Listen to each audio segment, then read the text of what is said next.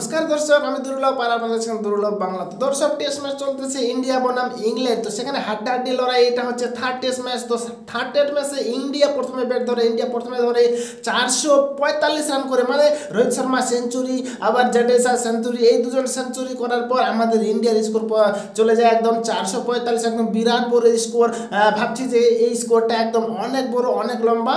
England কিন্তু এই স্কোরটার মানে ধারে কাছে আসতে পারবে না। কিন্তু যখন ইংল্যান্ড ব্যাট শুরু করতে ব্যাটিং শুরু করে, তাহলে তারপর দেখি যে এই ইংল্যান্ড মানে কি বাপরে বাপ, 445 রানের টার্গেটও এদের কাছে কিছু না। মানে প্রথমে তো মানে এতই ভালো খেলে, এই যে ডাকেত, এই সব থেকে একটা মস্তান। কারণ ইন্ডিয়ার যেভাবে স্বপ্নটাকে চুরমার করছে ইন্ডিয়াবাসীর কাছে, ইন্ডিয়া টিমের কাছে, তো সেভাবে তাকে ডাকেত না বলে ডাকাতি বলা চলে। কারণ এইভাবে ডাকাতি করছে আমাদের ইন্ডিয়া টিমের স্বপ্নগুলা।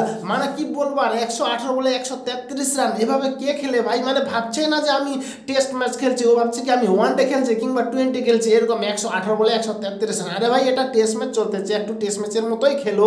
এভাবে খেললে কি হয়? হ্যাঁ, 118 বলে 133 রান, একটু ধীরে খেলো, ধীরে ধীরে জাস্ট চিল ইয়ার। তো এইভাবে ডাকাতি করলে কিন্তু এভাবে হয় না। আমাদের স্বপ্নগুলো এইভাবে, ইন্ডিয়ার বাসীগুলো স্বপ্নগুলো এভাবে ডাকাতি করলে কিন্তু হবে না। ভালো হলো টেস্ট ম্যাচ চলতেছে, একটা টেস্ট ম্যাচের মতো খেলো। মানে কি বলবো, মানে 2 উইকেটে 89 রানে 1 উইকেট পরে, তারপর 183 রানে 2 উইকেট পরে, মানে 207 রান, এখনো 2 উইকেট। 207 রান করেছে ইন্ডিয়া, মানে ইংল্যান্ড 207 রান করেছে, এখনো 2 উইকেট। মানে কি বলবো, আমরা ভেবেছিলাম যে এটা 445 ইন্ডিয়ার একটা বড় স্কোর। কিন্তু ইংল্যান্ড যখন খেলতে শুরু করলো, যখন ডাকাতি করতে শুরু করলো, তখন মানে কিছুই না, এই 445 রান মনে হয় যে খুব সহজেই করে ফেলবে আমাদের এই ইংল্যান্ড। তো আমি আশা রাখছি যে এই যে আমাদের ইন্ডিয়া আছে আর কি, এখন সম্পূর্ণটাই আমরা ডিপেন্ড করছি সে বুমরার ম্যাজিক দেখতে। এখন আমরা অপেক্ষা করছি বুমরা যদি একবার ম্যাজিক টাকালে ঠিকভাবে কাজে লেগে যায়, তাহলেই হয়তো ইংল্যান্ড ধান করে পড়ে যাবে এবং কি 350 রানের মধ্যেই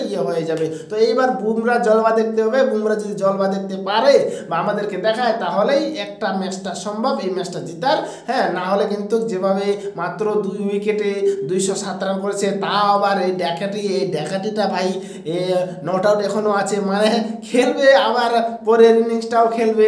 তো এই ডাকাতি যতদিন থাকবে, ডাকাতি করা আর ছাড়বে না ইন্ডিয়ারবাসী বা ইন্ডিয়া টিমের স্বপ্নগুলোকে, ঠিক আছে? তো এই যে ম্যাচটা জানি না কি হবে, এখন বুমরার উপর হাতে যা হবে বুমরার কাছে, কারণ ব্যাটিং তো করে নিয়েছে ব্যাটাররা, এখন বলারদের জলবা দেখাতে হবে, ঠিক আছে?